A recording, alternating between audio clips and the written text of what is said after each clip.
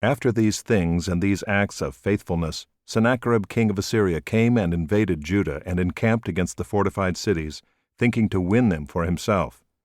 And when Hezekiah saw that Sennacherib had come and intended to fight against Jerusalem, he planned with his officers and his mighty men to stop the water of the springs that were outside the city, and they helped him. A great many people were gathered, and they stopped all the springs and the brook that flowed through the land, saying, "Why should the kings of Assyria come and find much water?" He set to work resolutely and built up all the wall that was broken down and raised towers upon it, and outside it he built another wall, and he strengthened the Millo and the city of David. He also made weapons and shields in abundance. And he set combat commanders over the people and gathered them together to him in the square at the gate of the city and spoke encouragingly to them, saying, "Be strong and courageous. Do not be afraid or dismayed before the king of Assyria and all the horde that is with him, for there are more with us than with him. With him is an arm of flesh, but with us is the Lord our God to help us and to fight our battles." And the people took confidence from the words of Hezekiah king of Judah. After this, Sennacherib king of Assyria, who was besieging Lachish with all his forces, sent his servants to Jerusalem to Hezekiah king of Judah and to all the people of Judah who were in Jerusalem, saying, "Thus says Sennacherib king of Assyria, On what are you trusting that you endure the siege in Jerusalem? Is not Hezekiah misleading you that he may give you over to die by famine and by thirst, when he tells you, The Lord our God will deliver us from the hand of the king of Assyria? Has not this same Hezekiah taken away his high places and his altars, and commanded Judah and Jerusalem, Before one altar you shall worship, and on it you shall burn your sacrifices? Do you not know what I and my fathers have done to all the peoples of other lands?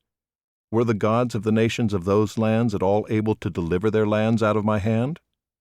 Who among all the gods of those nations that my fathers devoted to destruction was able to deliver his people from my hand, that your God should be able to deliver you from my hand? Now therefore do not let Hezekiah deceive you or mislead you in this fashion, and do not believe him, for no God of any nation or kingdom has been able to deliver his people from my hand, or from the hand of my fathers. How much less will your God deliver you out of my hand?" And his servants said still more against the Lord God and against his servant Hezekiah. And he wrote letters to cast contempt on the Lord, the God of Israel, and to speak against him, saying, "Like the gods of the nations of the lands who have not delivered their people from my hands, so the God of Hezekiah will not deliver his people from my hand." And they shouted it with a loud voice in the language of Judah to the people of Jerusalem who were on the wall, to frighten and terrify them, in order that they might take the city. And they spoke of the God of Jerusalem as they spoke of the gods of the peoples of the earth, which are the work of men's hands. Then Hezekiah the king and Isaiah the prophet, the son of Amoz, prayed because of this and cried to heaven. And the Lord sent an angel who cut off all the mighty warriors and commanders and officers in the camp of the king of Assyria.